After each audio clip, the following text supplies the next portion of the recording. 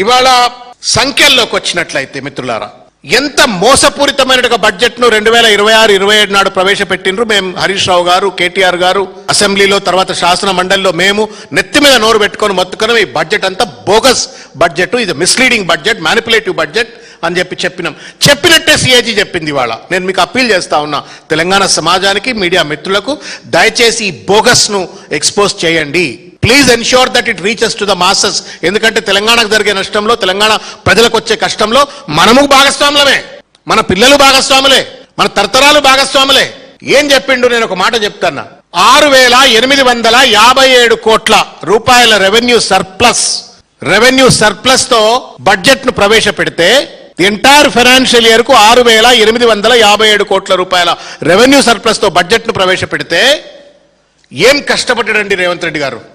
వాహ్, లాజవాబ్. కిరీటం పెట్టాల, కత్తి చేతికిచ్చి సన్మానం చేయాలి రేవంత్ రెడ్డిని. ఏం సాధించిండయా అంటే 12,289 కోట్ల రూపాయల డెఫిసిట్ చూపెడుతున్నాడు. 3 నెలల కింద ప్రవేశపెట్టిన బడ్జెట్లో 6,857 కోట్ల రూపాయల సర్ప్లస్ బడ్జెట్ అని చెప్పని ప్రవేశపెడతాడు. 3 నెలల్లో డెఫిసిట్ కాస్త నాట్ జస్ట్ 6,000 crores, 12,289 కోట్ల రూపాయల డెఫిసిట్. ఇది మోసం కాదా, దగా కాదా? సిఏజీ చెంప బలగొట్టినాకనైనా మీకు బుద్ధి రాదా? ఒళ్ళు దగ్గర పెట్టుకొని మీరు పరిపాలన చేయరా అని చెప్పని నేను ఇవాళ ముఖ్యమంత్రి గారిని ప్రశ్నిస్తా ఉన్నాను. ఇకపోతే రెవెన్యూ రిసిప్ట్స్ ప్రధానమైనటువంటి ఒక పనితీరు. నేను పెద్ద పటేల్ అని చెప్పుకుంటాడు రేవంత్ రెడ్డి గారు. పెద్ద పనితీరు ఉన్నది. నాకంటే గొప్ప మొగోడే లేడు, నాకంటే గొప్ప పరిపాలన దక్షుడే లేడు. నేను గొప్ప దేశాల్లో 4-5 ముఖ్యమంత్రులను చేస్తున్నా, కాంగ్రెస్ పార్టీని మొత్తం నడుపుతున్నా అని చెప్పని గొప్ప గొప్ప జబ్బలు దర్చుకునే రేవంత్ రెడ్డి గారు రెవెన్యూ రిసిప్ట్స్ తతంగం చూద్దాం మనం. 2,41,263 కోట్ల రూపాయల రెవెన్యూ రిసిప్ట్స్ ఆయన టార్గెట్ గా పెట్టుకుంటే ఆయన ఈ 3 నెలల్లో సాధించింది కేవలం 17% మాత్రమే. దాదాపు 17,790 కోట్ల రూపాయల డెఫిసిట్ ఈవెన్ ఉంది రెవెన్యూ రిసిప్ట్స్. ఏం పరిపాలన మరమేది? రోజు బ్యారోమీటర్ పెట్టుకున్నట్టు పెట్టుకోవాలి ముఖ్యమంత్రి అంటాడు. ఏ సెక్టర్ లో ఎన్ని రిసిప్ట్స్ తగ్గుతున్నాయి, ఎందుకు తగ్గుతున్నాయి, ఎట్లా పెంచాలా అని చెప్పని నేను చూసిన కేసీఆర్ గారిని. అట్లా రోజు కూర్చుంటున్నా ఆయన. What are the department wise revenue receipts అని చెప్పని ఆ చీఫ్ సెక్రటరీని, అడ్వైజర్ అందరిని కూర్చొని నేను ప్రగతి భవన్లో ఉన్న అతి తక్కువ కాలంలో నేను చూసిన లాస్ట్ డేస్. నువ్వేం చేస్తున్నావు Revanth Reddy? Why is that in 3 months of time? నేను చెప్పేది 3 నెలల ముచ్చట కాదు, 3 ఏళ్లకి ఇట్లే ఉన్నది. స్పెసిఫిక్గా సిఏజీ రిపోర్ట్ చెప్పింది కాబట్టి నేను మీ దృష్టికి తీసుకొచ్చే ప్రయత్నం చేస్తా ఉన్నా. ట్యాక్స్ రెవెన్యూ 1,81,367 కోట్లు పెడితే వచ్చింది 38,447 కోట్ల రూపాయలు, అంటే 21%. జిఎస్టీ ఈజ్ అన్ ఇండికేషన్ అన్న, కేర్ఫుల్ గా అయినండి. GST is an indication of the consumption capacity of the society. GST ఎంత పెరిగితే అంత consumption capacity, expenditure of the public కూడా, సొసైటీలో ఖర్చులు కూడా పెరిగినట్టుగా లెక్క అవుతుంది. తద్వారా జిఎస్టీ వస్తుంది. ఎందుకు జిఎస్టీ తగ్గుతా ఉంది రాష్ట్రంలో? 22% ఎందుకు నువ్వు టార్గెట్ రీచ్ అవుతున్నావు అంటే ఆర్థికంగా రాష్ట్రం అతలాకుతలం కావడం వల్ల ప్రజల యొక్క పర్చేస్ కెపాసిటీని కూడా రేవంత్ రెడ్డి ఆగం చేసి పడేసినాడు. జిఎస్టీ తగ్గిపోయింది. ఒకప్పుడు రిజిస్ట్రేషన్ డిపార్ట్మెంట్ అద్భుతమైన డిపార్ట్మెంట్, రియల్ ఎస్టేట్ రంగాన్ని అతలాకుతలం చేసి పడేసిండు. ఆర్ఆర్ ట్యాక్స్ పేరు మీద దోపుడులు చేస్తూ, పర్ స్క్వేర్ ఫీట్ పేరు మీద వసూళ్లు చేస్తూ దందాలకు పాల్పడంతో స్టాంప్స్ అండ్ రిజిస్ట్రేషన్లో 19,540 కోట్ల రూపాయల టార్గెట్ పెట్టుకుంటే ఆయన సాధించింది కేవలం 23% మాత్రమే, 4,510 కోట్ల రూపాయలు.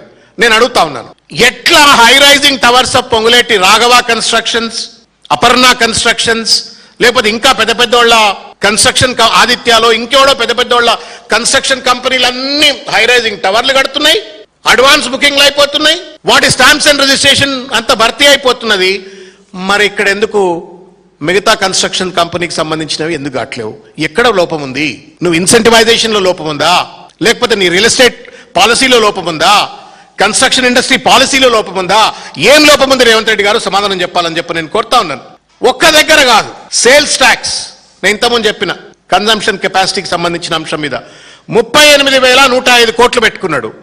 వచ్చింది ఎంత అంటే 9,250 కోట్లు, అంటే దగ్గర దగ్గర 24% వచ్చింది. ఇక ఎక్సైజ్ డ్యూటీ మీరు కేర్ఫుల్ గా వినాలని కోరుతున్నాను.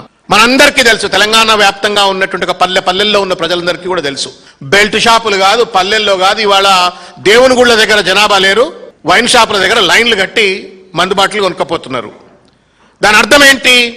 ఎక్సైజ్ రెవెన్యూ ఎట్లయితే బార్లు తీరినటువంటి ఒక జనాభా వైన్ షాపుల దగ్గర బార్ షాపుల దగ్గర ఉంటుందో అట్లా ఎక్సైజ్ డ్యూటీ రెవెన్యూ కూడా రాష్ట్ర ఖజానాకు రావాలా. ఆడ లైన్ పెరిగితే ఇక్కడ ఖజానా రావాలా, ఆడ సీసలు ఎక్కువ అమ్మితే ఇక్కడ ఖజానా రావాలా. ఎందుకు ఖజానా రావట్లేదు రేవంత్ రెడ్డి గారు సమాధానం చెప్పాలని చెప్పి నేను కోరుతా ఉన్నాను. 27,668 కోట్ల రూపాయలు టార్గెట్ పెట్టుకుంటే కేవలం 18% మాత్రమే ఈ 3 నెలల్లో సాధించిండు. నేను అడుగుతా ఉన్నాను రేవంత్ రెడ్డి గారిని, ఎక్కడ పోతా ఉంది ఈ సంపద? ఏమైనా లిక్కర్ సిండికేట్లు ప్రభుత్వంతో కుమ్మక్కైపోయి దొంగ సరుకేమైనా అమ్ముతుంటే మీరు గుడ్డి గుర్రం పళ్ళు దోవినట్టుగా రాష్ట్ర ఖజానాను లీక్ అయ్యేటువంటి రీతిలో కరప్షన్ కు పాల్పడుతున్నారో సమాధానం చెప్పాలని చెప్పని కూడా నేను కోరుతా ఉన్నాను. అట్లెట్లా వైన్ షాపుల ముందు లైన్లు పెరుగుతాయి, కిక్కిరిసిన జనాభా వైన్ షాపుల దగ్గర బార్ షాపుల దగ్గర ఉంటారు. మరి ఏ రకంగా ఎక్సైజ్ రెవెన్యూ తగ్గిపోతుందో రేవంత్ రెడ్డి గారు సమాధానం చెప్పాలా, ఈ ప్రభుత్వం సమాధానం చెప్పాలా అని చెప్పని కోరుతా ఉన్నాను. నేను ఇకపోతే నాన్ ట్యాక్స్ రెవెన్యూ కూడా చూడండి. తమాషా 35,730 కోట్ల రూపాయల టార్గెట్ పెట్టుకుంటే మీకు కాగితం కూడా ఇచ్చిన ఒకసారి చూడండి. దాంట్లో ఇవాళ ఈ 3 నెలల్లో రియలైజ్ అయింది 7.55% మాత్రమే. మీరు చూసిండ్రు కాళేశ్వరం దగ్గర కూడా కిలోమీటర్ల కొద్ది లారీలు పెట్టి ఇసుక దొబ్బకపోతా ఉన్నారు గోదావరి నదిలో. మనం చూసినాం ఈ లాస్ట్ 3 months లో కిలోమీటర్ల కొద్ది లారీలను లైన్లో నిలబెట్టి ఇసుక దోసుకుపోయినరు. ఎక్కడ పోతుంది ఈ సంపద అంతా? Non tax revenue essentially falls into sand mining అంతా కూడా ఇంట్లోనే రావాలా. ఎవడు దొబ్బక తింటున్నాడు ఈ పైసలన్నీ? ఎక్కడ లీకేజ్ అవుతున్నాయి? ఏ దోపిడీ వ్యవస్థ ఇవాళ రాష్ట్రం యొక్క ఖజానాను గాది కింద పంది కొక్కులు లెక్క దోచుక తింటున్నారో సమాధానం చెప్పాలని చెప్పని నేను కోరుతా ఉన్నాను. ఇంకొక విషయం, గ్రాంట్ ఇన్ ఎయిడ్ కాంట్రిబ్యూషన్స్ గురించి నేను చెప్పదలుచుకున్నాను. దయచేసి పేషెంట్గా అయినాలని కోరుతున్నా.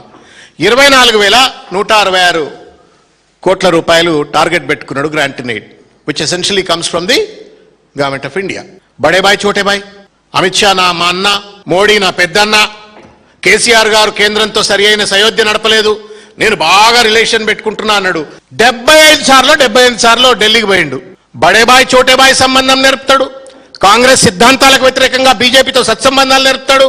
78 సార్లు ఢిల్లీకి పోయిన రేవంత్ రెడ్డి గారు సాధించినటువంటి ఒక గ్రాంట్ ఇన్ ఎయిడ్ కాంట్రిబ్యూషన్స్ ఎంతయా అంటే 5.7%. ఇది నీ పటేల్గిరి సార్, ఇది నీ పైరవికార్తనానికి నిదర్శనం. ఇది 78 సార్లు ఢిల్లీకి పోతే నువ్వు కేంద్ర ప్రభుత్వాన్ని ఒప్పించి పట్టుకొస్తున్న నిధుల యొక్క వాల్యూమ్ ఇది. దీన్ని తెలంగాణ సమాజాన్ని తప్పనిసరిగా జవాబు చెప్పాలని చెప్పి నేను రేవంత్ రెడ్డి గారికి విజ్ఞప్తి చేస్తా ఉన్నాను. You have a right to maybe abuse. సరే, సమాజం ఎప్పుడు టైం చెప్పాలనో ఎప్పుడు సమాధానం చెప్పాలో అప్పుడు చెప్తుంది. But you can't financially destroy a state. ఒకసారి రాష్ట్రం అతలాకుతలం అయితే పగిలిపోయిన గాజు ముక్క లాంటిది, మళ్ళీ దాన్ని అతిపెట్టాలంటే కష్టం. కష్టపడి కేసీఆర్ గారు 9 సంవత్సరాల కాలం ఒక ఋషి వల్లే, ఒక సైనికుడి లెక్క ఆయన కష్టపడి రాష్ట్రాన్ని ఆర్థికంగా నిలబెడితే ఈ రకంగా ఆర్థికంగా అతలాకుతలం చేయటం న్యాయమా రేవంత్ రెడ్డి గారు అని చెప్పని నేను ప్రశ్నిస్తా ఉన్నాను. ఇకపోతే అన్న, ఇది మీరు చాలా కేర్ఫుల్గా వినవలసిన పరిస్థితి. ఎక్స్పెండిచర్ ఆన్ ఇంట్రెస్ట్ పేమెంట్ ఏమన్నాడు? మీరు ఈ 3 సంవత్సరాల కాలంలో రేవంత్ రెడ్డి మాట్లాడుతున్న ప్రతిసారి కూడా నేను 10,000 కోట్ల ఇంట్రెస్ట్ కడుతున్నా, నెలకు 20,000 కోట్ల రూపాయలు ఇంట్రెస్ట్ కడుతున్నా అని చెప్పిండా అన్న? ఆయన పెట్టుకున్న టార్గెట్ ఎంతయా అంటే ఇంట్రెస్ట్ పేమెంట్ కు పర్ ఇయర్ 21,304 కోట్లు. ఆయన ఇంతవరకు కట్టింది ఎంతయా అంటే 7,778 కోట్లు, అంటే కేవలం 1,900 కోట్ల రూపాయలు. ఇది కూడా ఎక్కువనే కట్టిండు. కట్టి దీన్ని ఏం చెప్తున్నాడంటే నేను 10,000 కోట్లు. అదేంటంటే కేసీఆర్ గారు 8,000 కోట్ల రూపాయల అప్పు చేసిండు అని చెప్పని. వాస్తవానికి సిఏజీ చెప్పింది ఏంది? 3.5 లక్షల కోట్లు మాత్రమే గత ప్రభుత్వం అప్పు చేసింది. ఈ ప్రభుత్వం 4 లక్షల కోట్ల అప్పు చేసింది. అవి ఇవి కలిపి నేను 1944 గడుతున్నాడు. ఏమనంటే కేసీఆర్ మీద బట్టగాల్చి మీదేస్తాడు. ఇది ఎట్లా న్యాయం అని చెప్పని అడుగుతా ఉన్నాను నేను రేవంత్ రెడ్డి గారిని. ఇక సోషల్ సెక్టర్లో డెఫిసిట్ ఉన్నది. 1,25,254 కోట్లు వెల్ఫేర్ సెక్టర్లో ఖర్చు పెడతా అంటే దాంట్లో డిప్పే, కేవలం 20% మాత్రమే ఖర్చు పెట్టిండు. తర్వాత క్యాపిటల్ ఎక్స్పెండిచర్ మొత్తం నాశనం చేసినాడు సార్. క్యాపిటల్ ఎక్స్పెండిచర్ అంతా సర్వనాశనం చేసినాడు. కొత్త సంపద సృష్టించేటువంటి ఎక్కడా కూడా ఖర్చు పెడుతున్నట్టుగా దాఖలాలు కనబడతలేవు. వెరచి ఏం జరిగిందా ఈ రాష్ట్రంలో అంటే ఫైనాన్షియల్ డెఫిసిట్ ఇన్ ఖాయా పియా కుచ్ నహీ పోడా చేయనా లెక్క 21,919 కోట్ల 24 లక్షల రూపాయల ఫిస్కల్ డెఫిసిట్. ఇది రాష్ట్రానికి రేవంత్ రెడ్డి గారు ఇచ్చిన నజరానా.